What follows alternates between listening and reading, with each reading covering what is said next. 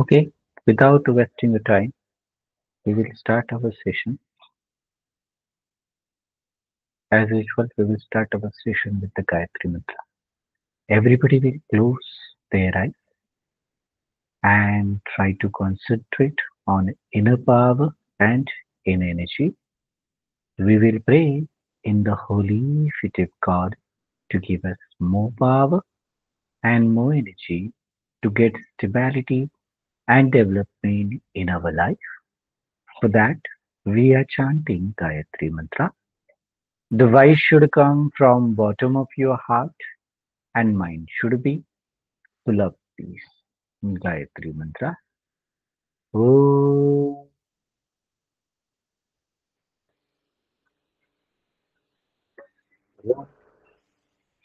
Svah Tassaviturvarenyam Bhargo Devasya Dhimahi Dhiyo Yo Nah Prachodayat. Oh,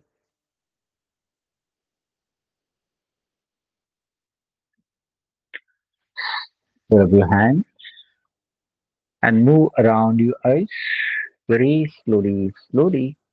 Open your eyes with fresh vision, with new attitude.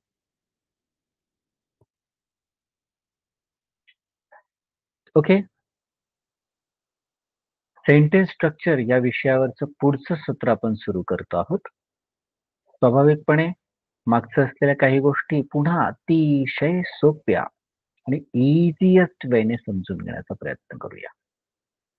Sentence स्ट्रक्चरची आपण व्याख्या पाहिली होती. Sentence म्हणजे नेमकं काय, डेफिनेशन काय, collection of words, production of meaning and sequence of grammatical terms. म्हणजे वाक्यांचं शब्दांमधलं संकलन, अर्थाची निर्मिती आणि व्याकरणाचा एक विशिष्ट असलेला क्रम, याला सेंटेन्स स्ट्रक्चर म्हणतात. मग कोणत्या गोष्टींचा क्रम आहे, काय काय आहे? They are speaking with the minister, they subject आहे, आर टू बी फॉर्म आहे, त्याच्यानंतर स्पीकिंग हा वर्ब आहे, त्यानंतर विथ प्रिपोजिशन आहे, द आर्टिकल आहे आणि मिनिस्टर ऑब्जेक्ट आहे. मग इथे आपण एक एक करून जर पाहिलं तर सब्जेक्ट जो आहे त्याच्यामध्ये I, we, you, you, he, she, it, name, noun आणि डेचा उल्लेख आहे. टू बी फॉर्म म्हटल्यानंतर त्याच्यामध्ये 22 शब्द आहे. पास्ट साठी पास्ट, डीड, वॉज, व हॅड आणि हॅड बीन. प्रेझेंट साठी do, does, am, is, are, have, had, have been, has been आणि फ्युचर साठी shall, will, shall be, will, shall have, will have, shall have been, will have been. त्याचप्रमाणे व्हर्बच्या संदर्भात पण सगळे सविस्तर दिलेले आहे. Go, goes, going, went, gone. Take, takes, taking, took, taken. Write, writes, writing, wrote, written. Drink, drinks, drinking, drank, drunk. Speak, speaks, speaking, spoke आणि spoken हा भाग त्याच्यामध्ये. त्याच्यानंतर प्रिपोजिशन्स आहे. विथ,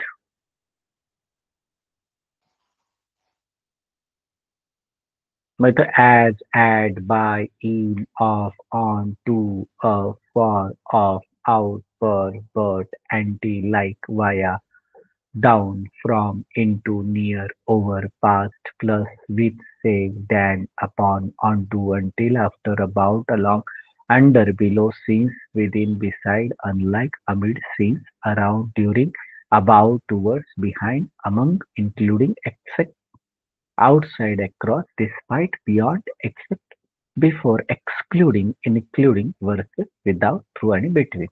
आणि त्याच्यानंतर आर्टिकलच्या 4 ज्या कॉन्सेप्ट आहेत, ओ, अँड, द आणि नो आर्टिकल. त्याचप्रमाणे शेवटचं मिनिस्टर, आणि मिनिस्टर म्हटल्यानंतर पर्सनल प्रोनाउन्सचा पण सगळ्याच्या सगळा टेबलही व्यवस्थित पाहिला होता आणि अगदी समजावून घेतला होता. बरं, त्याच्यानंतर शेवटी पंक्च्युएशन मार्क, फुलस्टॉप आहे, कॉमा आहे, सेमिकॉलन आहे, क्वेश्चन मार्क आहेत, एक्सक्लेमेशन मार्क आहे, एलिप्सिस आहेत, त्या सगळ्या गोष्टी. मग WH प्लेन म्हटल्यानंतर त्याच्यामध्ये असलेले 9 ठरलेले WH चे वर्ड्स आहे. व्हॉट म्हणजे काय, वाय म्हणजे का, हुम म्हणजे कुणाला, वेअर म्हणजे कुठे, विच म्हणजे कोणते, हू म्हणजे कोण, व्हेन म्हणजे केव्हा, हाऊ म्हणजे कसे, हुज म्हणजे कोणाचे. त्याचप्रमाणे WH स्केल आहे. हाऊ फार किती अंतरावर, हाऊ लॉंग किती लांब, साईज बरोबर. How many year months, days and weeks किती वर्षापासून, किती महिन्यांपासून, दिवसांपासून, आठवड्यांपासून. सिन्स वेन नेमकं कोणत्या वर्षापासून, केव्हापासून. फॉर हाऊ मच टाइम किती कालावधीसाठी. हाऊ मच किती, मोजल्या जाणाऱ्या सहजपणे ज्या गोष्टी प्रमाणाने मोजल्या जातात. आणि हाऊ मेनी ज्या गोष्टी इतक्यांनी मोजल्या जातात त्या सगळ्या.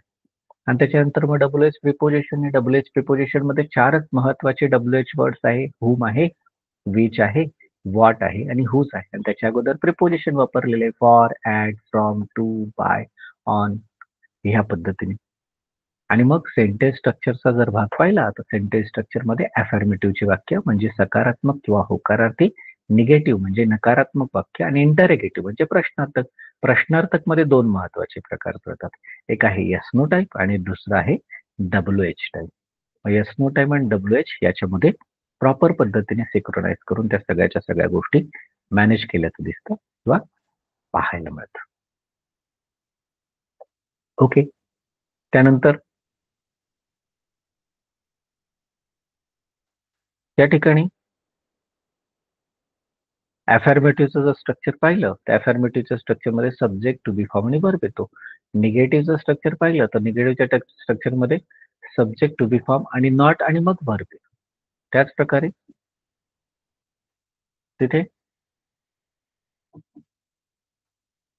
यस नो टाईपची सुरुवात करताना टू बी फॉर्मने नेहमी सुरुवात केली जाते आणि त्याच प्रकारे yes no type copy paste करून WHच्या वाक्याने सुरुवात करताना आपल्याला पाहायला मिळतं किंवा बघायला मिळतं. बरं, आता वाक्यामध्ये अफर्मेटिव्ह आहे, निगेटिव्ह आहे का इंटरेगेटिव्ह आहे हे ठरवण्याचं काम या तिघांकडे बरं का. सब्जेक्ट, टू बी फॉर्म आणि व्हर्ब यांचा क्रम बदलला जातो. यांच्यामध्ये काही ऍडिशनल चेंजेस केले जातात आणि त्या पद्धतीने आपल्याला तो वाक्याचा प्रकार पाहायला मिळतो. मग इंटरेगेटिव्ह म्हणजे प्रश्नार्थक वाक्य WH क्वेश्चन्स मध्ये ककारार्थी प्रश्नांचा वापर करणे संवादामध्ये अनेकदा आढळतं. काय, केव्हा, कधी, कुठे, कशासाठी, कोणाबरोबर, किती प्रमाणात, कोणत्या ठिकाणी, कोणाचं, कोणाची, का बरं, कशासाठी, कोणत्या वेळी, कशावरून अशा अनेक प्रश्नांची उत्तर आपल्याला पाहायला मिळतात. आणि याच्यामध्ये येस नो टाईपची वाक्य जर जोडली तर स्वाभाविकपणे तुम्हाला ते लक्षात येतं. मग जसं आपण इथं what what are they speaking with the minister, ते मिनिस्टर बरोबर काय बोलत आहे. येस नो टाईपचं वाक्य जे होतं to be form, subject, verb, preposition, article, object आणि शेवटी क्वेश्चन मार्क आणि सुरुवातीला मात्र आठवणीने WH पण झालं की तुमचं WH वाक्य. मग इथे अफर्मेटिव्हचं वाक्य पाहायला मिळतंय, निगेटिव्हचं वाक्य पाहायला मिळतंय, यस नो टाईपचं वाक्य पाहायला मिळतंय आणि WH सुद्धा वाक्य पाहायला मिळतंय. मग यस नो टाईप जर तुम्हाला जमलं तर 90% तुम्हाला WHचं काम सोपं जातं. मग नॉर्मल झोन आणि डेंजर झोन असे यस नो टाईप मध्ये दोन प्रकार पाहिले. कालही आपण ते समजून घेतले. त्याच्यानंतर नॉर्मल झोन पाहिला आपण. एका मूळ वाक्यात कोणत्याही प्रकारचा बदल न करता टू बी फॉर्म जो आहे त्याची फक्त जागा बदलायची सब्जेक्टच्या अगोदर आणि शेवटी आठवणीने क्वेश्चन. नॉर्मल झोन झालं. डेंजर झोन म्हणजे काय. डेंजर झोन म्हणजे स्वाभाविकपणे तुम्हाला डी डू डचचं निर्माण करावं लागतं. ज्या वाक्यांमध्ये डी डू डच वापरावं लागतं ते वाक्य डेंजर झोनचं आहे. आणि डी डू डच वापरलं का मूळ वाक्यामध्ये काही ना काही छोट्या प्रमाणात बदल करावा लागतो. मग नॉर्मल झोन मधलं काय लक्षात ठेवायचंय. नॉर्मल झोन मध्ये हेल्पिंग वर्ब जो आहे तो शोधायचा आहे. वाक्यामध्ये पास्ट मध्ये डीड, वॉज व हॅड बीन हा टू बी फॉर्म असतो. प्रेझेंट मध्ये do, does, am, is, are, have, have been, has been आणि फ्युचर मध्ये shall, will, shall be, will be, shall have been, will have been. बरं, to be form जो आहे सापडला. मग आता त्याला सब्जेक्टच्या अगोदर ठेवायचा. डीड सब्जेक्टच्या अगोदर, डू सब्जेक्टच्या अगोदर, डज सब्जेक्टच्या अगोदर, शाल सब्जेक्टच्या अगोदर, विल सब्जेक्टच्या अगोदर, वॉच सब्जेक्टच्या अगोदर, वेअर सब्जेक्टच्या अगोदर, एम सब्जेक्टच्या अगोदर, इज सब्जेक्टच्या अगोदर, आर सब्जेक्टच्या अगोदर, हॅव सब्जेक्टच्या अगोदर, हॅज सब्जेक्टच्या अगोदर आणि हॅड सब्जेक्टच्या अगोदर. हे टू बी फॉर्म शोधायचा. टू बी फॉर्म सुरुवातीला टाकायचा. आता तिसरा याच्यात उपनियम काय. जर टू बी फॉर्मचे 2 किंवा 3 शब्द असतील, 2 किंवा 3 शब्द असतील तर अशा वेळेस काय करायचं मात्र. अशा वेळेस वाक्यामध्ये 2 शब्द जसं शाल बी 2 शब्द आहे, विल बी 2 शब्द आहे, हॅड बीन 2 शब्द आहे, हॅव बीन 2 शब्द आहे, हॅज बीन 2 शब्द आहे, शाल हॅव 2 शब्द आहे, विल हॅव 2 शब्द आहे, शाल हॅव बीन 3 शब्द आहे, विल हॅव बीन 3 शब्द आहे. अशा वेळेस स्वाभाविकपणे काय केलं जातं. पहिला शब्द फक्त स्विच करायचा किंवा शिफ्ट करायचा वाक्याच्या सुरुवातीला आणि त्या दुसऱ्या शब्दाला किंवा तिसऱ्या शब्दाला, दुसऱ्या तिसऱ्या शब्दाला धक्का लावायचा नाही. जसं सब्जेक्ट शॅल बी ना, shall subject be. Subject will be ना, will subject be. Subject had been आहे ना, had subject been. Subject have been आहे ना, have subject been. Subject has been आहे ना, has subject been. Subject shall have आहे ना, shall subject have. Subject will have आहे ना, will subject have. Subject shall have been आहे ना, shall subject have been. Subject will have been आहे ना, विल सब्जेक्ट हॅव बीन. म्हणजे थोडक्यात काय करायचं, टू बी फॉर्मचा पहिला शब्द दिसला, टू बी फॉर्म मध्ये 2 किंवा 3 शब्द असेल. एक असेल तर तेवढाच घ्यायचा. 2 किंवा 3 असेल तर फक्त पहिला उचलायचा आणि शिफ्ट करायचा. आणि त्याच्यानंतर मात्र आठवणीने न चुकता प्रश्नचिन्ह टाकायचं. झालं तुमचं काम इथे. मग आता ह्या प्रकारच्या वाक्यांमध्ये तुम्हाला अगदी सहज, सोपं, पचेल, पुचेल, समजेल अशा पद्धतीने करता येऊ शकेल. मग इथे डेंजर झोनचं वाक्याला थोडंसं अलर्टनेस, अवेअरनेस आणावं लागेल. मग डेंजर झोनचं वाक्य म्हटल्यानंतर स्वाभाविकपणे डेंजर झोन काय आहे? डेंजर झोनमध्ये 4 महत्त्वाचे क्षेत्र आहेत. Past position, present position, simple past आणि सिंपल प्रेझेंट टेन्स. आता ह्याच्यामध्ये जर पाहायला गेलं तर त्याच्यामध्ये तुम्हाला जर टेन्स ओळखता येत असेल तर ठीक आहे. पण टेन्स नसेल ओळखता येत तर त्याच्यामध्ये टू बी फॉर्म आणि वर्ब एवढं तर ओळखता यायलाच पाहिजे. मग वाक्यामध्ये past position, present position, simple past आणि सिंपल प्रेझेंट हे डेंजर झोनचं वाक्य. मग कसं ओळखायचं ते? वाक्यामध्ये हॅड आहे आणि व्हर्ब नाही. हॅव हॅज आहे आणि व्हर्ब नाही. वाक्यात सब्जेक्टच्या नंतर डायरेक्ट चौथा फॉर्म वापरलेला आहे किंवा सब्जेक्टच्या नंतर पहिला आणि दुसरा फॉर्मचा वापर केला गेलेला आहे. बरोबर? मग वाक्यात हे डेंजर झोनचं वाक्य हॅड आहे, पण व्हर्बचा फॉर्म नाही म्हणजे पास्ट पोझिशनचं वाक्य. वाक्यात हॅव हॅज आहे, पण व्हर्बचा नाही म्हणजे प्रेझेंट पोझिशनचं वाक्य. वाक्यात सब्जेक्टच्या नंतर टू बी फॉर्म अजिबात नाही, डायरेक्ट सब्जेक्ट नंतर व्हर्बचा चौथा फॉर्म आहे. त्याचप्रमाणे वाक्यात कुठल्याही प्रकारचा टू बी फॉर्म नाही, पहिला किंवा दुसरा फॉर्म डायरेक्ट वापरला जातो. किंवा अजून सोपं करायचं ज्यांना डेंजर झोन ओळखता येत नाहीये, त्यांच्यासाठी हे सोपे 2 नियम. वाक्यात हॅड, हॅव, हॅज आहे, पण व्हर्ब नाही म्हणजे position, past position, present position. वाक्यात कोणत्याही प्रकारचा टू बी फॉर्म नाहीये, सब्जेक्टच्या नंतर डायरेक्ट V4, V1, V2 आला की झालं काम. हे डेंजर झोन आहे. बरं, मग वाक्याच्या सुरुवातीला अधिकची ऍडिशनल सहाय्यकारी क्रियापद म्हणजे टू बी फॉर्म किंवा हेल्पिंग वर्ब बघा. Did, do, does. Did, do, डजचा निर्वाण म्हणजेच या ठिकाणी काय आहे? स्टार्टिंग. बरोबर? मग इथे जर पाहिलं तर त्या पद्धतीने तुम्हाला बघा. मग वाक्यात वाक्य प्रश्नार्थक होणा प्रकारची करताना योग्य काळाला योग्य सहाय्यकारी क्रियापद हे वापरलं गेलं पाहिजे. मग इथे पास्ट पोझिशनचं वाक्य असेल किंवा सिंपल प्रेझेंटचं वाक्य असेल तर स्वाभाविकपणे त्याच्यामध्ये डीडचा वापर होताना दिसतो. आणि जर प्रेझेंट पोझिशनचं वाक्य असेल किंवा सिंपल प्रेझेंटचं वाक्य असेल तर त्याच्यामध्ये डू आणि डजचा वापर होताना दिसतो किंवा केला जाताना आढळतो. बरं, मग आता याच्यामध्ये सहाय्यकारी क्रियापद ते कशासाठी वापरलं जातं? कुठल्या कर्त्यासाठी? डीडच्या बाबतीत तर काही कारण नसते, सगळ्यांसाठी डीड वापरला जातो. पण डू वापरला तो आय, वी, यू, यू ते साठी आणि डज वापरला तो ही, शी, इट, ने, नाउन यांच्यासाठी.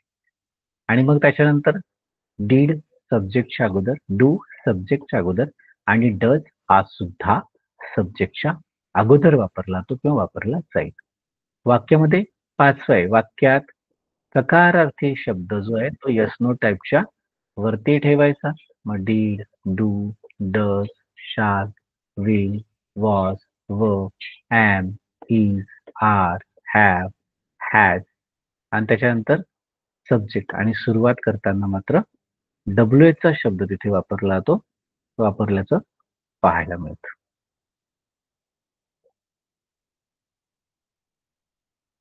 तर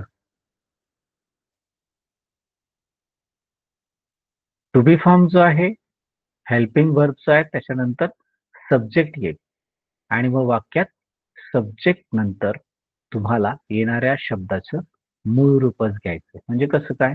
जर पास्ट पोझिशन आणि प्रेझेंट पोझिशनचं वाक्य असेल तर त्याच्यामध्ये हॅवचाच वापर घ्यायचा.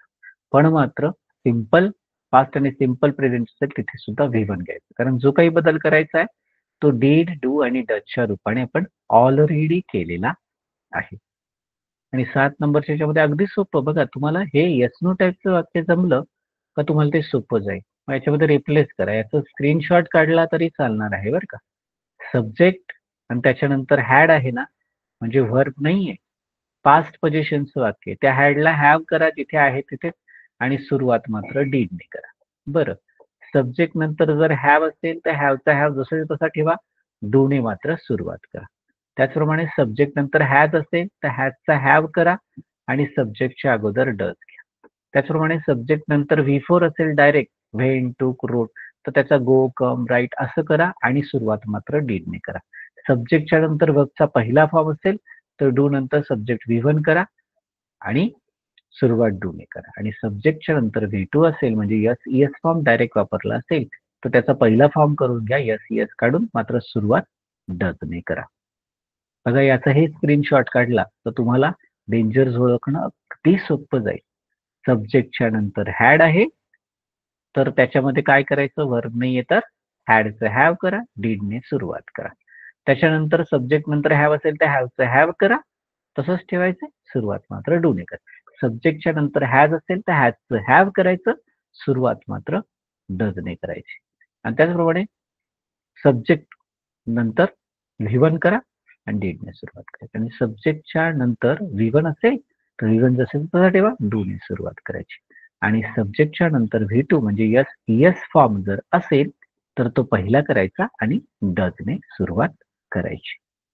बघा वाक्याच्या शेवटी अगदी न चुकता क्वेश्चन मार्क घ्यावा लागेल. डीड, डू, डज याच्याने सुरुवात होईल आणि नंतर मात्र सब्जेक्ट येईल. I, we, you, he, she, it, name, noun, they त्याच्यानंतर हॅव किंवा पर्यायी त्याच्यामध्ये व्ही वनचा वापर होईल आणि आठवणीने शेवटी क्वेश्चन मार्क वापरला.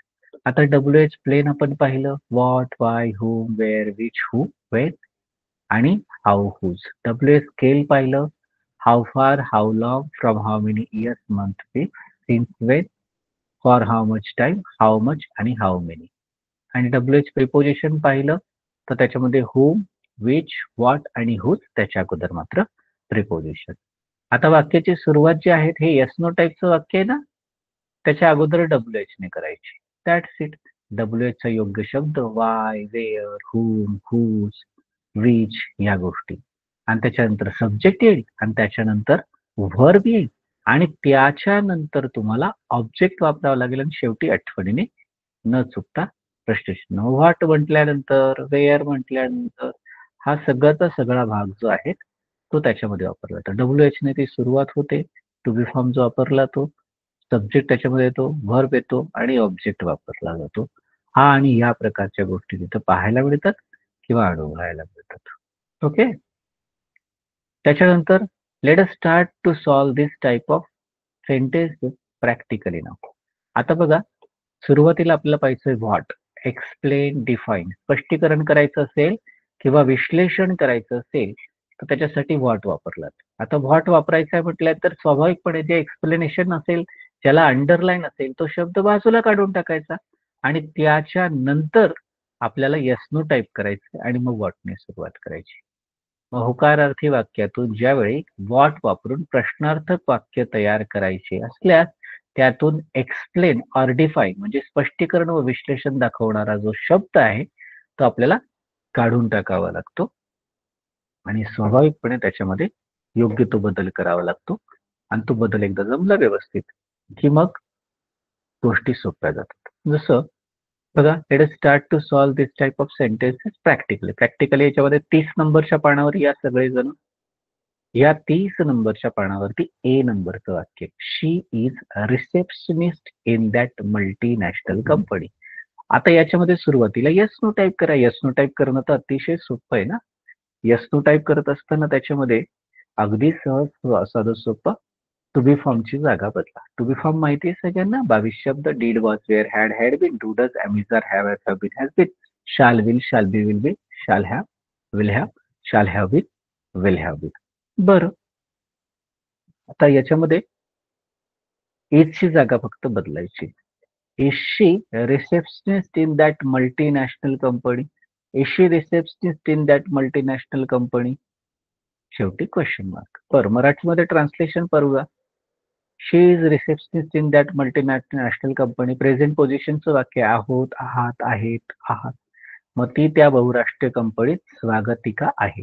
आहे का? Is she receptionist in that multinational company? आणि मग जर आपल्याला व्हॉट करायचं असेल तर व्हॉटला जे डिस्क्राईब केले तो शब्द काढून टाका. रिसेप्शनिस्ट हे डिस्क्राईब करणारा शब्द आहे. मग तो काढून टाकला आपण. आणि तो काढून टाकला मग what is she in that multinational company. What is she in that multinational company? ती त्या बहुराष्ट्रीय कंपनीत काय आहे? ती त्या बहुराष्ट्रीय कंपनीत काय आहे? मग वाक्य कसं तयार होतं? She is a receptionist in that multinational company. Is she receptionist in that multinational company? Is she in that multinational company? What is she in that multinational company? अफर्मेटिव्हचं वाक्य येस नो टाईप केलं. Yes no type करत असताना underline केलेला शब्द जो व्हॉटचा answer आहे तो बाजूला काढला आणि त्याच वाक्याला नंतर व्हॉटने सुरुवात केली. अगदी सोपं. बी नंबरचं वाक्य क्या? देअर व बॉम्ब इन द सुटकेस. आता टू बी फॉर्म जो आहे तो वेअर आहे, तो सुरुवातीला घ्या. सोपं. कॅपिटल स्मॉल लेफ्टलचा योग्य तो बदल. Were there bombs in the suitcase. मग पास्ट पोझिशनचं वाक्य होतं होता, होती, होते, होतं, वॉजवर आणि ऑब्जेक्ट. मग टू सुटकेस मध्ये बॉम्ब्स होते. Were there bombs in suitcase. Suitcase मध्ये बॉम्ब होते का? आता बॉम्ब हा शब्द अंडरलाईन आहे म्हणजे तो वर्डचं डिस्क्रिप्शन आहे. आता मग तो बदलून टाकला. Were there. What were there in the suitcase. Suitcase मध्ये नेमकं काय होतं? काय होतं? वाक्य कसं तयार झालं? There were bombs in the suitcase. Were there bombs in the suitcase. त्यानंतर were there in the suitcase. What were there in the suitcase. Suitcase मध्ये काय होतं? सोपं. 3 नंबरचं वाक्य बघा. There will be annual function on 1st of March. आता annual function हे डिस्क्राईब करणार आहे. मग विल बी म्हणजे 2 शब्द आलेले आहेत. येस नो टाईप करताना फक्त पहिला शब्द शिफ्ट करायचा. बरोबर. There will be annual function on 1st of March. Will there be annual function on 1st of March? आणि प्रश्नचिन्ह. असेल, असतील, असणार. फ्युचर पोझिशनचं वाक्य. मग आता या ठिकाणी मराठीत असेल, असतील, असणार, असू, असशील. वार्षिक कार्यक्रम 1 मार्चला असेल. वार्षिक कार्यक्रम 1 मार्चला असेल का? अॅन्युअल फंक्शन हा डिस्क्राईब करणारा शब्द आहे. बरोबर. आणि तो डिस्क्राईब करणारा शब्द जो आहे तो आपण पाहिला. मग इथे या ठिकाणी ऍब्सोल्युटली प्रॉपर ट्रॅकवर जर समजून घेतला तर ते इझी जाईल बघा. मग स्वाभाविकपणे what will there be on 1st of March. What will there be on 1st of March? 1 मार्चला तिथे काय असेल? वाक्य कसं तयार झालं? There will be annual function on 1st of March. Will there be annual function on 1st of March? Will there be on 1st of March? What will there be on 1st of March? Okay. D नंबरचं वाक्य पहा. They had technical knowledge. They had technical knowledge. आता इथे वाक्य danger झोनचं आहे. कशावरून ओळखलं? वाक्यात हॅव, हॅज, हॅडच्या नंतर जर व्हर्ब नसेल. टेक्निकल हा शब्द काही व्हर्ब नाही, क्रिया नाही, कृती नाही. Danger zone. हॅडचं आहे तिथे हॅव करून घ्या आणि डीडने मात्र आठवणीने सुरुवात करा. They had technical knowledge. Did they have technical knowledge? बरोबर. वाक्याचा अर्थ शोधायचा आला तर पास्ट पोझिशन कडे होतं, पाशी होतं, जवळ होतं, ला होतं, ना होतं. त्यांना तांत्रिक ज्ञान होतं. Did they have technical knowledge? त्यांना तांत्रिक ज्ञान होतं का? आता टेक्निकल नॉलेज झालं description. Did they have technical knowledge? मग हा सगळा भाग जर पाहिला तर what did they have? What did they have? त्यांच्याकडे काय होतं? What did they have? या पद्धतीने. They had technical knowledge. Did they have technical knowledge? Did they have? What did they have? या पद्धतीने. त्याच्यानंतर her younger sister has digital calculator. मग यामध्ये वाक्य जे आहेत ना डेंजर झोनचं आहे. हॅजच्या नंतर पुन्हा डिजिटल कॅल्क्युलेटर वस्तू आली, व्हर्बनी आलेला आहे म्हणजे वाक्य स्वाभाविकपणे डेंजर झोनचं आहे. बरोबर. Her younger sister has digital calculator. मग इथे does her younger sister have digital calculator? हॅजचं हॅव केलं आणि सुरुवात मात्र डजने केली. वाक्यामध्ये जे आहेत ना प्रेझेंट पोझिशन कडे आहे, पाशी आहे, जवळ आहे, ला आहे, ना आहे. तिच्या लहान बहिणीकडे डिजिटल कॅल्क्युलेटर आहे. Does her younger sister have digital calculator? तिच्या लहान बहिणीकडे डिजिटल कॅल्क्युलेटर आहे का? मग इथे डिजिटल कॅल्क्युलेटर ही वस्तू आहे. मग तिला व्हॉट मध्ये कन्व्हर्ट करायचंय. डिजिटल कॅल्क्युलेटर निघून जाईल आणि उरलेल्या वाक्याच्या अगोदर व्हॉट लागलं. What does her younger sister have? तिच्या लहान बहिणीकडे काय आहे? वाक्य कसं तयार झालं लक्ष द्या. Her younger sister has digital calculator. Does her younger sister have digital calculator? Does her younger sister have? What does her younger sister have? बरं, आता याच्यामध्ये Shripad will have fame after this. Shripad will have fame after दिस.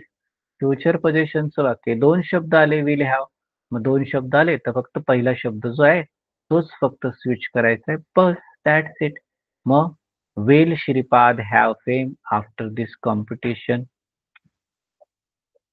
हा, Shripad will have fame after this competition. बरोबर.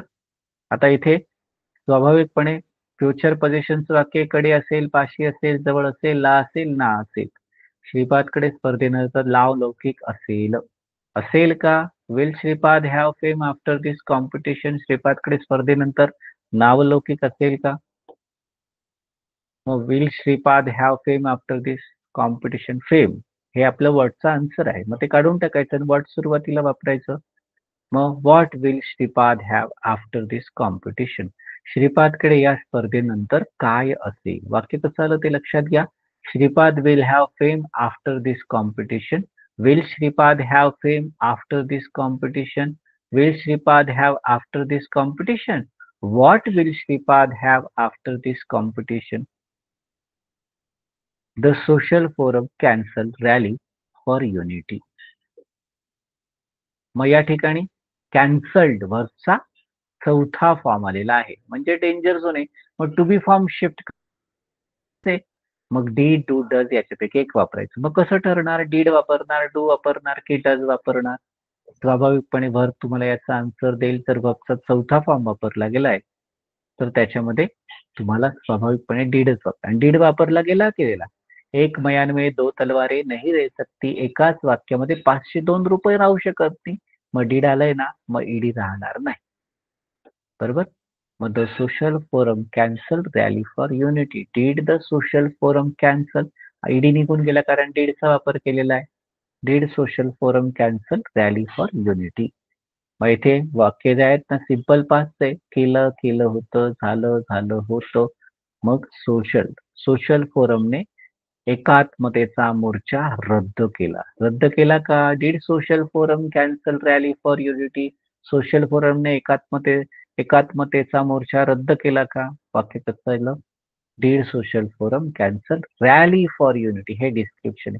मग what मध्ये ते लावा म्हणजे तुम्हाला अजून सोपं जाईल. अडचण अजिबात येणार नाही.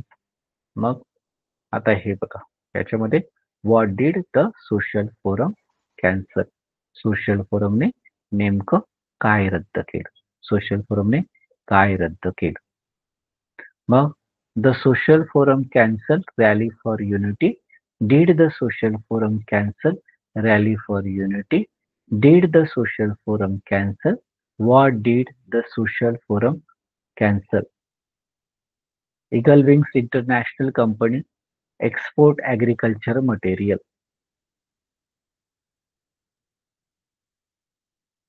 या वाक्यामध्ये टू बी फॉर्म नाही मात्र सब्जेक्टच्या नंतर वर्बचा दुष्काळ आलेला आहे म्हणजेच डेंजर झोन आहे. मग आता इगल विंग्स इंटरनॅशनल कंपनी हा संपूर्ण सब्जेक्ट आहे आणि कंपनीचाच आहे आणि एक्सपोर्ट हा वर्ब आहे. म्हणजे वर्बचा जो आहे ना तो टू बी फॉर्म कुठेच नाहीये. वर्बचा दुसरा फॉर्म आहे म्हणजे स्वाभाविकपणे टू बी फॉर्म नाही तर मग डीड टू डज वापरावं लागेल. पण यापैकी डजच घ्यायचं कारण ईएस फॉर्म लागलेला आहे म्हणून eagle wings international company. Does eagle wing international company export? एक्सपोर्टचा एस काढून टाकला. Agricultural material. मग प्रेझेंट सिंपल किंवा सिंपल प्रेझेंट करतो, करते, करतात असं होतं.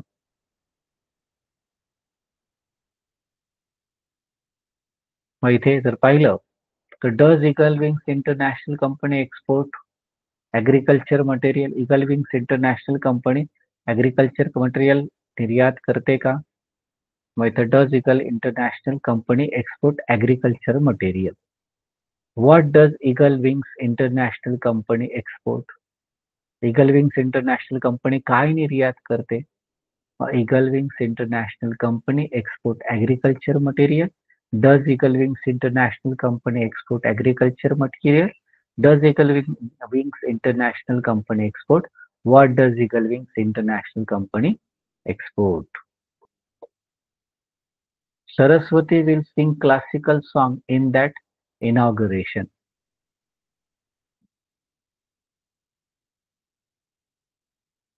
Subjectच्या कॅपिटल लेटर मध्ये जो आहेत ना बदल क्वेश्चन मार्क ने वापरला.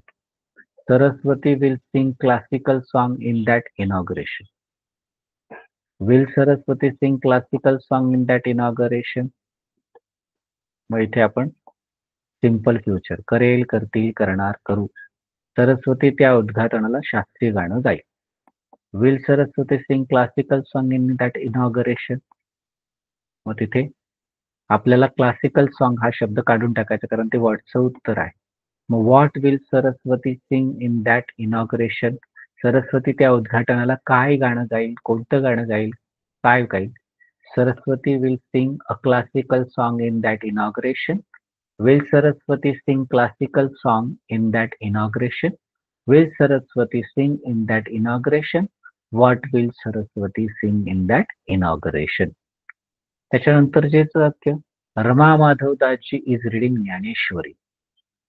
इज रमा माधवदासची रीडिंग ज्ञानेश्वरी. मग आता त्याच्यानंतर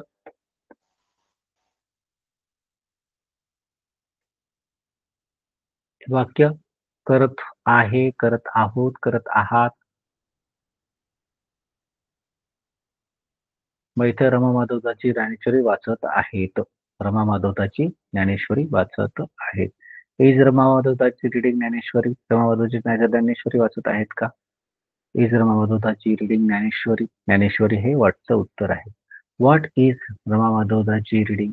रमा माधवदासचे काय वाचत आहेत? व्हॉट इज रमा माधवदासची रीडिंग? मग रमा माधवदासची is reading Dnyaneshwari. Is Rama माधवदासची रीडिंग ज्ञानेश्वरी. इज रमा माधवदासची रीडिंग. व्हॉट इज रमा माधवदासची रीडिंग? आता याच्यामध्ये प्रिपोजिशन व्हॉट पण घेऊया आपण. प्रिपोजिशन व्हॉट म्हटल्यानंतर काय येतं? At what, on what, for what, with what, in what, till what किंवा प्रिपोजिशन कुठलंही. Of what, under what, over what, beside what याचा अर्थ कर्मावर अवलंबून आहे. ज्यामुळे कर्माशिवाय प्रिपोजिशन व्हॉटला स्वतंत्र अर्थ नाहीये. मग at what time, on what basis, for what reason, with what things हे असे तुम्हाला शब्दप्रयोग वापरावे लागतील किंवा ते वापरले जातात. मग इथे ज्यावेळी प्रिपोजिशन व्हॉटवरून प्रश्नार्थक वाक्य तयार करायची असल्यास त्याला ऑब्जेक्ट हा वापरावाच लागतो. बरोबर? आणि प्रिपोजिशन व्हॉट हे डिपेंडंट डब्ल्यूएच आहे. ज्याच्यात ऑब्जेक्ट वापरल्याशिवाय प्रश्नाचं वाक्य जे आहेत ना तयार होत ते अर्थपूर्ण पद्धतीने त्याला प्रेझेंट करता येत नाही. At what time have you taken lunch? बघा ह्या वाक्याला तसा अर्थ नाहीये. ॲट व्हॉट म्हणजे काय? On what will she talk in session? नाही. For what did we win match? नाही. With what are they coming here? नाही. In what does it look Marathi? नाही. आता याला अर्थपूर्ण पद्धतीने करायचं असेल तर आता दिलेले वाक्य प्रिपोजिशन डब्ल्यूएच ने प्रश्नार्थक वाक्य ऑब्जेक्ट शिवाय तयार केलेले आहेत. त्यामुळे त्यात काही अर्थ निर्माण होताना दिसत नाहीये कारण ऑब्जेक्ट नाही वापरलाय ना त्याच्यामध्ये. मग आता पुढील प्रमाणे वाक्य तयार केलं तर बघा बरं. At what time have you taken lunch? तुम्ही किती वाजता दुपारचं जेवण केलेलं आहे? On what topic will she talk in the session? सत्रामध्ये ती कोणत्या विषयावर बोलेल? आता इथे सुद्धा टॉपिक आलेलं आहे बघा. For what reason did we win match? आपण कोणत्या कारणासाठी मॅच जिंकली? With what atom are you coming here? कोणत्या साधनासह तू इथे येत आहे?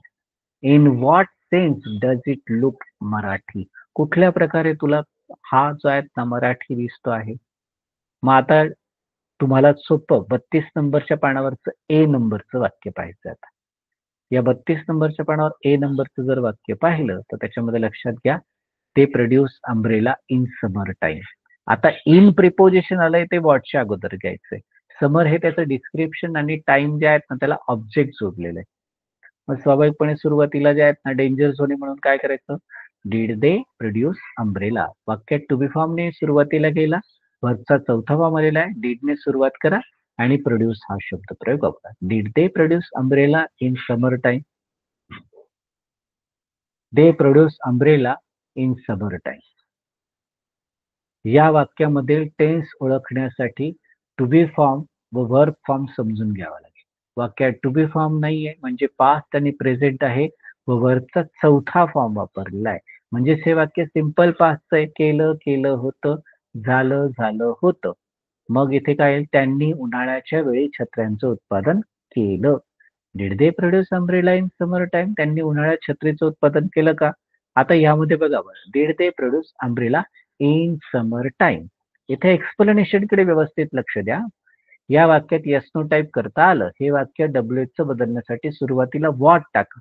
बरं, मात्र त्याच्या अगोदर इन टाका आणि त्याच्यानंतर टाइम हे ऑब्जेक्ट वापरायचं. म्हणजेच इन वॉट टाइमने सुरुवात होईल आणि मग त्याच्यानंतर मग जे आहेत ना तुम्हाला स्वाभाविक कालदर्शक शब्द जो समर आहे ना तो शब्द काढून टाकला बरं का तिथून. बरोबर, वस्तुदर्शक शब्द. मग in what time did they produce umbrella. त्यांनी कोणत्या वेळी छत्र्याचं उत्पादन केलं. त्यांनी कोणत्या वेळी छत्र्याचं उत्पादन केलं. मग इथं they produce umbrella in summer time. Did they produce umbrella in summer time. Did they produce आणि in what time. In what time did they produce umbrella. कोणत्या वेळी त्यांनी अम्ब्रेलाचं उत्पादन केलं. बी नंबरचं वाक्य बरं का, police arrest accused person on evidence factor. Arrest इथे अक्युज हे म्हणजे आरोपी व्यक्ती म्हटलंय, अरेस्ट हे मुख्य आहेत. मग आता याला जे आहेत ना टू बी फॉर्म शिफ्ट करावं लागेल येस नो टाईपचं, पण टू बी फॉर्म तर नाहीच आहे. मग अशा वेळेस काय करायचं, तिथे तुम्हाला स्वाभाविकपणे डीड टू डज वापरावा लागेल.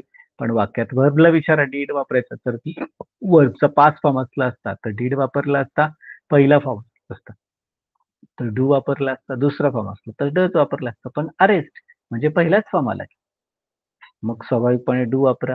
Do police arrest accuse person on evidence factor. मग इथे वाक्यामध्ये सिंपल प्रेझेंटचं वाक्य कारण वर्बचा पहिला फॉर्म डायरेक्ट. करतो, करती, करते, करतात, करतो, होतं, होती, होते, होतात. यामध्ये पोलीस आरोपी व्यक्तीला पुराव्याच्या आधारावर अटक करतात. Do police arrest accuse person on evidence factor. Police आरोपी व्यक्तीला पुराव्याच्या आधारावर अटक करतात का. मग इथं ऑन एव्हिडन्स फॅक्टर, एव्हिडन्स बाजूला काढा, व्हॉट रिप्लेस करा, ऑन व्हॉट फॅक्टर असं तुम्हाला करावं लागेल. म्हणजेच आता इथे काय करावं लागेल, एव्हिडन्स हा शब्द काढून टाकायचा आणि कॅपिटल लेटरमध्ये योग्य तो बदल करायचा. स्वाभाविक, on what factor do police arrest accuse person. Police आरोपी व्यक्तीला कोणत्या आधारावर अटक करतात. या अर्थाने तिथे वापर होताना दिसतो किंवा केला जाताना आढळतो. बरं, मग आता याच्यानंतर बघा, police arrest accuse person on evidence factor. Do police arrest accuse person on evidence factor. Do police arrest accuse person on what factor. On what factor do police arrest accuse person. या अर्थाने तिथे वापर होताना दिसतो किंवा केला जाताना आढळतो. 32 मधलं C, we shall go to Dubai for professional purpose. आता इथे वाक्यात येस नो टाईप करायचं, शालची जागा बदला फक्त, काम सोपं. Shall we go to Dubai for professional purpose. Simple फ्युचरचं वाक्य म्हटल्यानंतर स्वाभाविक करेल, करशील, करणार, करू. आम्ही व्यावसायिक कारणासाठी दुबईला जाऊ. Shall we go to Dubai for professional purpose. आम्ही व्यावसायिक कामासाठी दुबईला जाऊ का. For professional purpose. आता याच्यामध्ये महत्वाचं अंडरलाईन केलेले सगळे शब्द पाहिले तुम्ही त्याच्यावरचे, तर त्याच्यामध्ये अगदी सोपं गावठी नियम सांगायचं झालं म्हणजे त्या पानावरती तुम्हाला सोपं अगदी काय करायचं आहे, मधला शब्द काढून व्हॉटचा वापर करायचा. For what purpose. मग झालं काम. For what purpose shall we go to Dubai. आम्ही कोणत्या कारणासाठी दुबईला जाऊ किंवा आम्ही जाणार.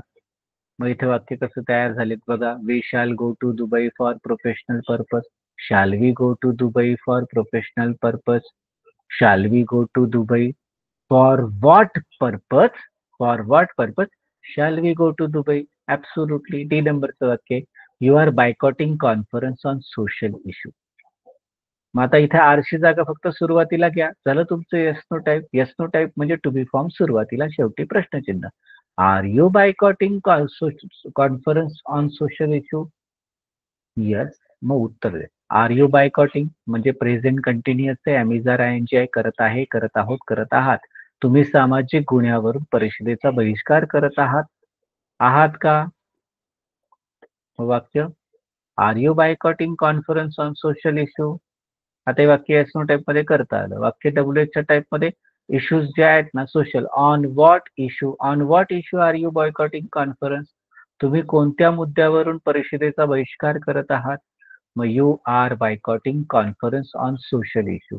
R you boycotting conference on social issue? Are you boycotting conference on what issue are you boycotting conference?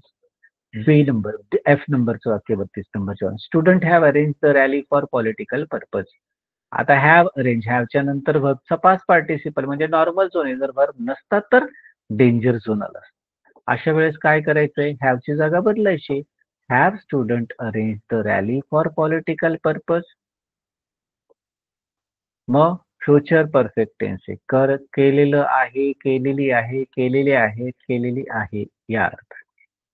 विद्यार्थ्यांनी राजकीय उद्देशासाठी मोर्चाचं आयोजन केलेलं आहे. बरोबर. Have student arrange the rally for political purpose. विद्यार्थ्यांनी राजकीय उद्देशासाठी मोर्चाचं आयोजन केलेलं आहे का? मग आता याच्यामध्ये have student arrange the rally for political purpose. For what purpose have student arrange the rally? विद्यार्थ्यांनी कोणत्या उद्देशासाठी मोर्चाचं आयोजन केलेलं आहे? मग इथे जर सविस्तर पाहिलं, student have arrange the rally for political purpose. Have student arrange the rally for political purpose. Have student arrange the rally for what purpose have student arrange the rally. त्यानंतर जी नंबरचं वाक्य बघा. She had taken step back at turning point.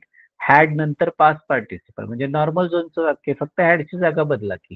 She had taken step back at turning point. Had she taken step back at turning point. Capital.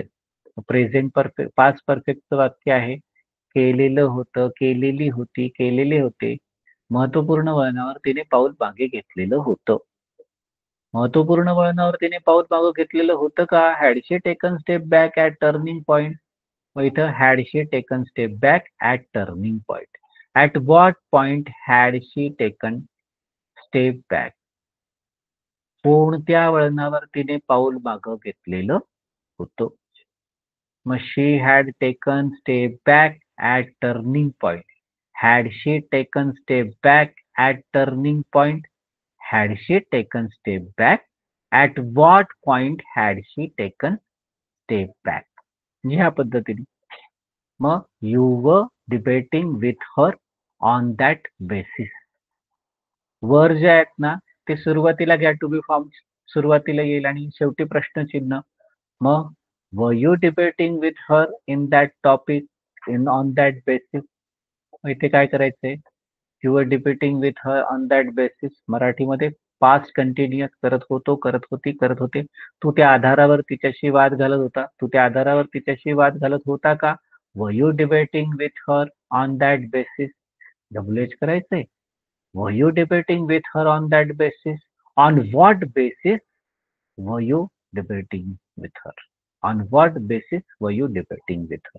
म्हणजे तू कोणत्या आधारावर तिच्याशी वाद घालत होता? मग इथं you were debating with her on that basis. Were you debating with her on that basis? Were you debating with her? On what basis were you debating with हर? मग आता हुमच्या बाबतीत पाहूया. बघा, पर्सन, ऍट, ऑब्जेक्ट. कधी पण हुमचा वापर करताना ऑब्जेक्टच्या ठिकाणी व्यक्ती कोण आहे म्हणजे त्या ऍक्शनला क्रिएट करणारा नेहमी सब्जेक्ट असतो. बरोबर.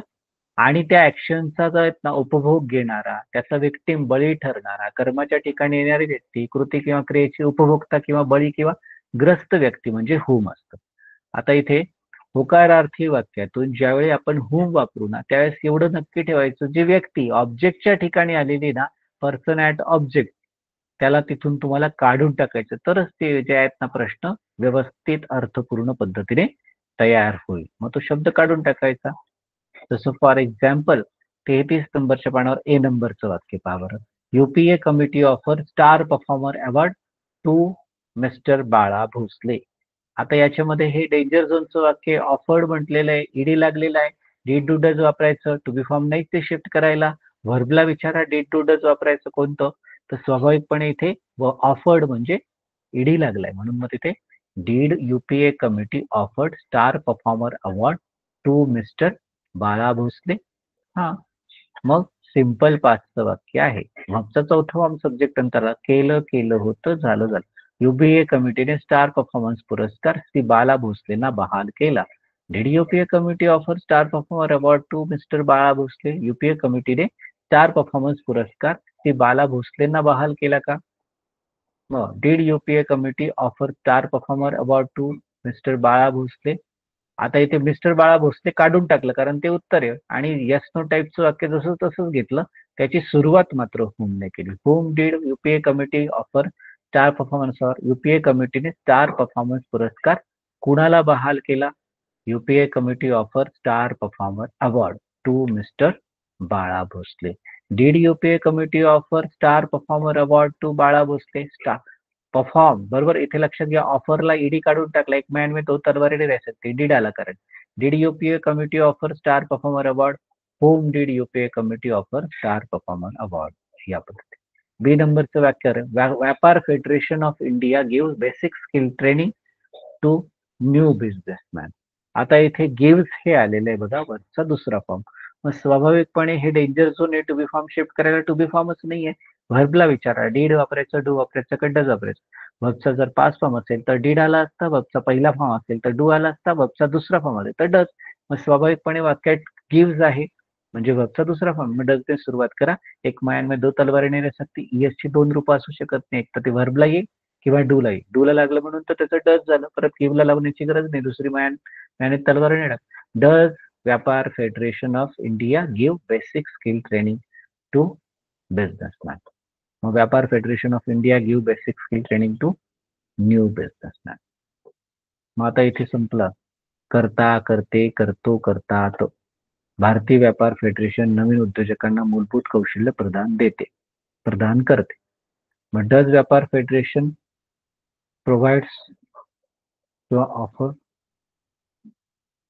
Basic skill training. भारतीय व्यापार फेडरेशन नवीन उद्योजकांना मूलभूत कौशल्य प्रशिक्षण देते का? डज व्यापार federation of India give basic skill training to new businessman. मग आता स्वाभाविकपणे याच्यामध्ये होम डज व्यापार federation of India give basic skill training. भारतीय व्यापार फेडरेशन कोणाला मूलभूत प्रशिक्षण देतं?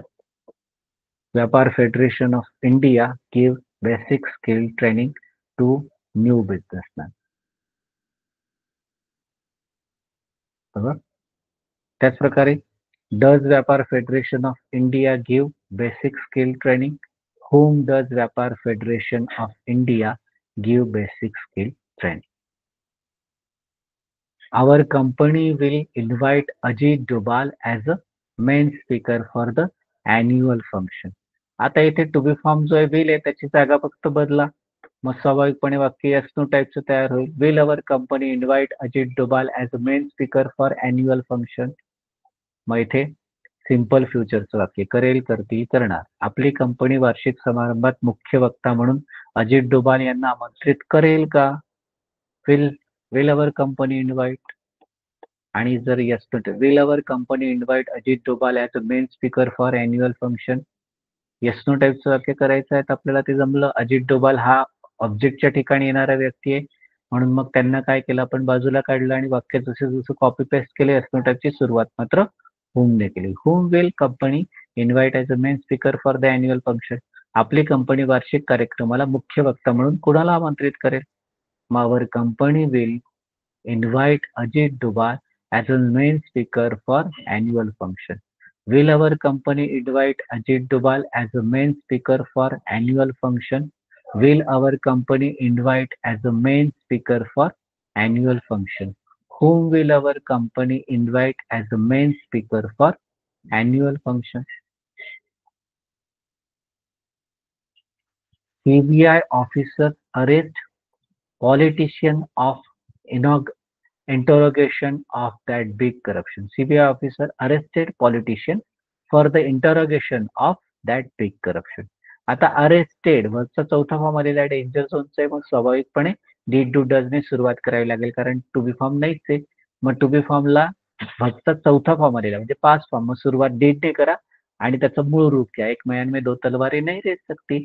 Did CBI officer arrest politician for interrogation of that big corruption? वाक्याचा अर्थ काय होतो? अरेस्ट म्हणजे अटक करणे, पॉलिटिशियन म्हणजे नेत्याला, इंटरोगेशन म्हणजे चौकशीसाठी, प्रश्न उत्तराच्या करप्शन म्हणजे सगळ्यात मोठा भ्रष्टाचार या अर्थाने. वाक्य केलं, केली, केले होते, सिंपल पास्ट वाक्य. सीबीआय अधिकाऱ्यांनी त्या मोठ्या भ्रष्टाचाराच्या आरोपासाठी राजकारणाला अटक केली. केली होती का? Did CBI officer arrest politician for the interrogation of that big corruption? CBI अधिकाऱ्यांनी त्या मोठ्या भ्रष्टाचाराच्या आरोपासाठी राजकारणाला अटक केली का? Did CBI officer arrest politician for the interrogation of that big corruption? Politician काढून टाका आणि टू बी फॉर्म ने सुरुवात करा, बरोबर. आणि टू बी फॉर्मच्या अगोदर हुम घ्या. Whom did CBI officer arrest for the interrogation of that big corruption? CBI अधिकाऱ्यांनी त्या मोठ्या भ्रष्टाचाराच्या चौकशीसाठी कुणाला अटक केली? CBI officer arrested politician for the interrogation of that big corruption. Did CBI officer arrest politician for the interrogation of that big corruption? Did CBI officer arrest for interrogation of that big corruption? Whom did CBI officer arrest for interrogation of that big corruption? बरं, their teacher published scholars students not for performing well in a study. आता their teacher हे subject झालं, पनिशेश वर्बचा दुसरा form आहे. पहिला करून घ्या आणि डज ने सुरुवात करा. Does their teacher punish scholar student for not performing well in the study? वाक्य स्वाभाविकपणे सिंपल प्रेझेंटचं आहे. करतो, करते, करतात, करतो, करतं. मग त्यांचे शिक्षक हुशार विद्यार्थ्यांना अभ्यासात चांगले सादरीकरण न केल्यामुळे शिक्षा करतात. शिक्षा करतात का? त्यांचे शिक्षक हुशार विद्यार्थ्यांना अभ्यासात चांगलं सादरीकरण न केल्यामुळे शिक्षा करतात का? Does their teacher punish scholar student for not performing well in the study? आता हे वाक्य yes no टाइप मध्ये करता आलं. हे वाक्य WH मध्ये बदलण्यासाठी सुरुवातीला फक्त WH चा वर्ड वापरायचा आहे. मग आता इथं whom वापरायचं. स्कॉलर स्टुडंट काढून टाकलं. Whom does their teacher punish for not performing well in the study? त्यांचे शिक्षक कोणाला अभ्यासात चांगलं सादरीकरण न केल्यामुळे शिक्षा करतात? मग इथं वाक्य बघा बारकाईने कसं आलं. Their teacher punishes scholar students for not performing well in the study. Does their student punish scholar students for not performing well in study? Does their teacher punish for not performing well in a study? Whom does their teacher punish for not performing well in a study? वाक्यात 33 नंबरचं वाक्य. If you will meet Nana Saheb Ghate for this danger issue of workers. वाक्यात to be फॉर्मला शोधा. To be form आहे will आणि आता हुना प्रकारचं जे आहेत ना प्रश्नार्थक वाक्य करताना विलला सब्जेक्टच्या अगोदर घ्या, कॅपिटल लेटर मध्ये घ्या. You will meet Nanasaheb Ghate for this danger issue of workers. Will you meet Nanasaheb Ghate for this danger issue of workers? You will meet Nanasaheb Ghate for this danger issue of workers. करेल, करतील, करणार. कामगारांच्या या भयंकर मुद्द्यावर तू नानासाहेब घाटेंना भेटशील का? हा. Will you meet Nanasaheb Ghate for this danger issue of workers? कामाच्या या भयंकर गुन्ह्याबाबत तू नानासाहेबांच्या घाटेंना भेटशील का? कामगारांच्या या भयंकर मुद्द्यासाठी. आता इथे बघा, will you meet Nanasaheb Ghate for this danger issue of workers? Whom will you meet for this danger issue of workers? कामगारांच्या या भयंकर मुद्द्यासाठी तू कुणाला भेटशील. मग इथे वाक्य कसं आलं ते बघा. You will meet Nanasaheb Ghate for danger issue of workers. Will you meet Nanasaheb Ghate for this danger issue of workers. त्याच्यानंतर तिथे whom will you meet this danger issue, whom will you meet for this danger issue of workers. Samir was selling those damaged products to that reputed client. मग वॉजला फक्त सुरुवातीला yes no type आलं. was Samir selling those damaged products to the reputed client. Past continuous tense. करत होता, करत होती, करत होते, करत होता. समर त्या खराब उत्पादनात त्या प्रतिष्ठित ग्राहकांना विकत होता का. Was Samar selling those damage product to that reputed client. Was Samar selling those damage products to that reputed client. वाक्य WH वाक्य करता येतं. हे वाक्य WH ला बदलण्यासाठी WH वाक्य बरोबर. whom was Samar selling those damage product. Samar ते खराब उत्पादन कोणाला विकत होता. Summer was selling those damaged products to that reputed client.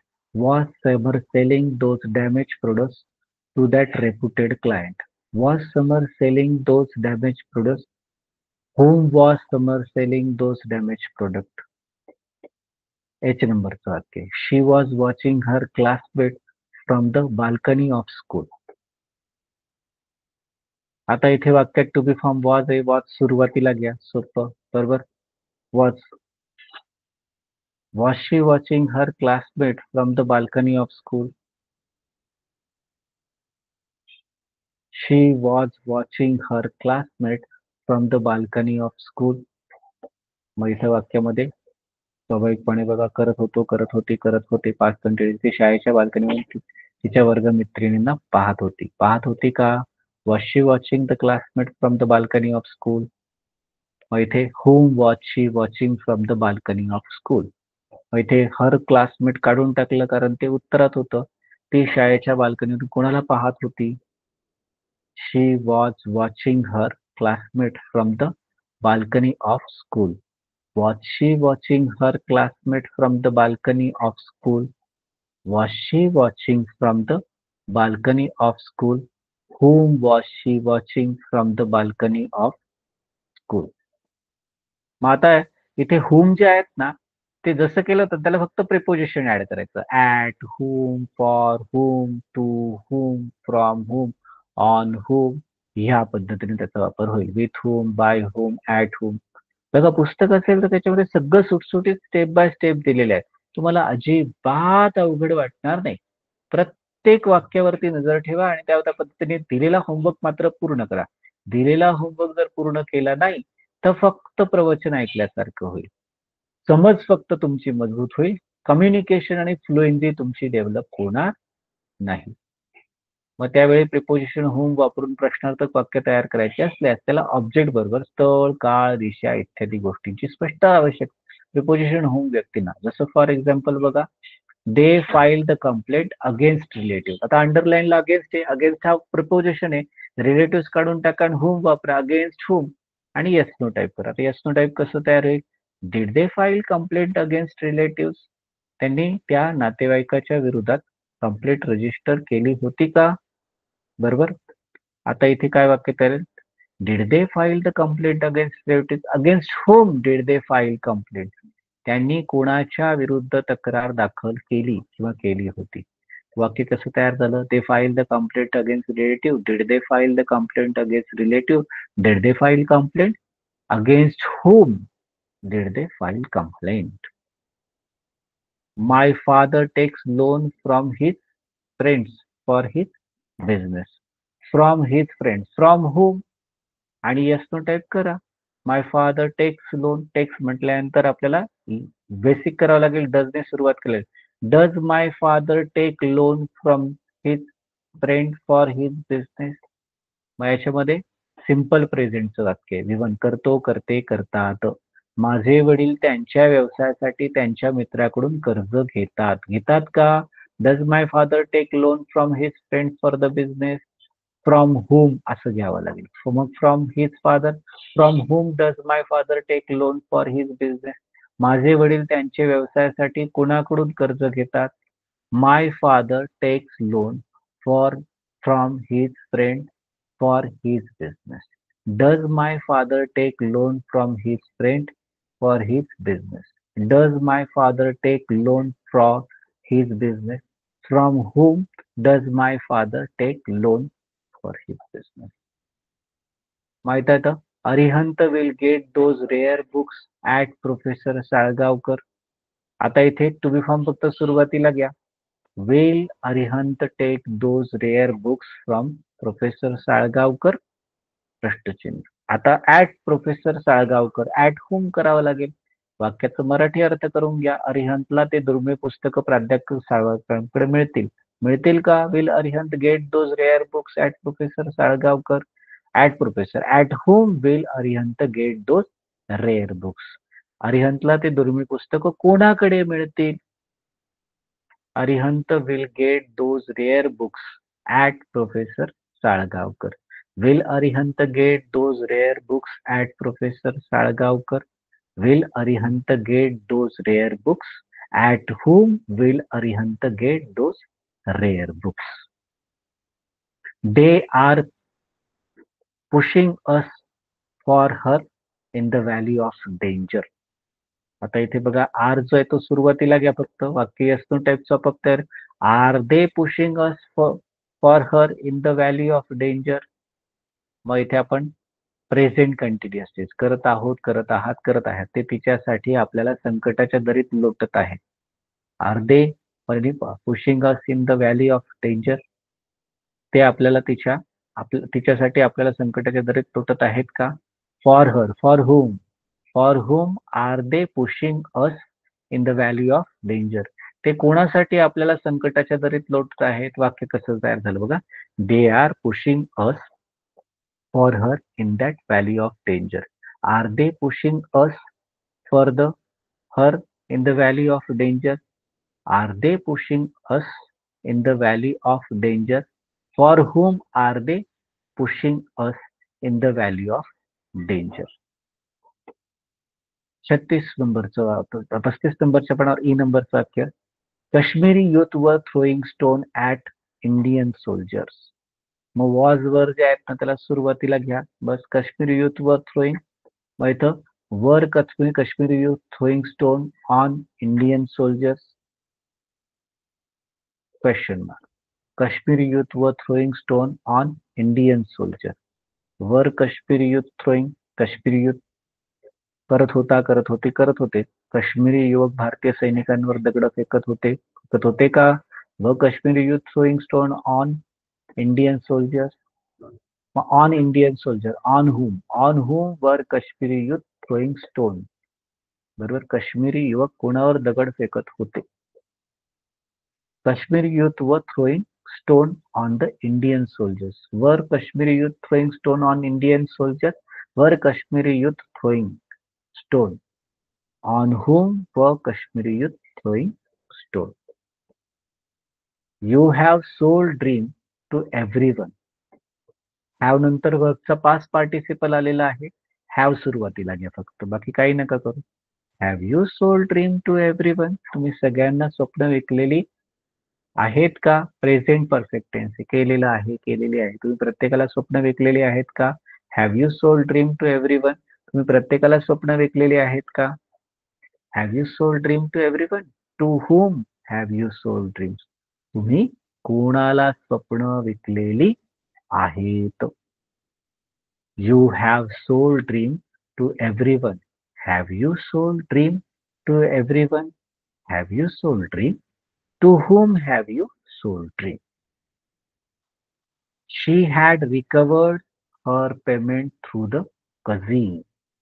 Through cousin, through whom असं करावं लागेल आपल्याला. हॅडच्या नंतर पास्ट पार्टिसिपल आहे, मग डेंजर झोन नाही आहे. हॅडची जागा बदला फक्त. Had she recovered her payment through the cousin? वाक्य पास्ट परफेक्ट टेन्स आहे. केलेलं होतं, केलेली होती, केलेले होते. पास्ट. मग तिने तिचं देणं चुलत भावासमोर वसूल केलेलं होतं. तिने तिचं देणं चुलत भावाद्वारे वसूल केलेलं होतं का? मग इथं had she recovered her payment through the cousin through whom? Through whom had she recovered her payment? तिनं तिचं देणं कोणाद्वारे वसूल केलेलं होतं? She had recovered her payment through cousin. Had she recovered her payment through cousin? Had she recovered payment through whom had she recovered her payment? High court did the justice with the poor slum people. आता did इथे व्हर्बचा form आलाय बरं का.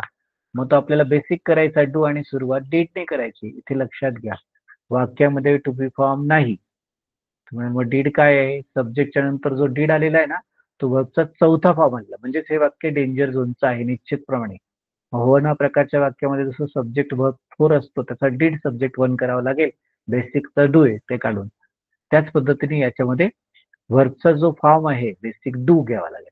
High court did justice. Did high court do justice with the poor slum people in that building case? मग इथं वाक्य आहे सिंपल पास्ट. केलं केलं होतं, झालं झालं होतं. उच्च न्यायालयाने त्या इमारतीत खटल्यामध्ये गरीब झोपडपट्टीच्या लोकांसोबत न्याय केला होता का? केला का? Did high court do justice with the poor slum people in that building case? आता did High Court do the justice with the poor slum people in that building case? With whom did High Court do the justice in that building case? उच्च न्यायालयाने त्या इमारतीत खटल्यामध्ये कोणासोबत न्याय केला? वाक्य कसं तयार झालं? High court did the justice with the poor slum people in that building case. डीडने सुरुवात करा. Did high court do justice with the poor slum people in that building case? With poor slum people काढून टाकला. Did high court do justice in that building case? With whom? With whom did high court do justice in that building case? या पद्धतीने वाक्यामध्ये आपण पाहतोय आता subject to be form आणि verb affirmative. त्याचप्रमाणे सब्जेक्ट टू बी फॉर्म नंतर not वापरला तो.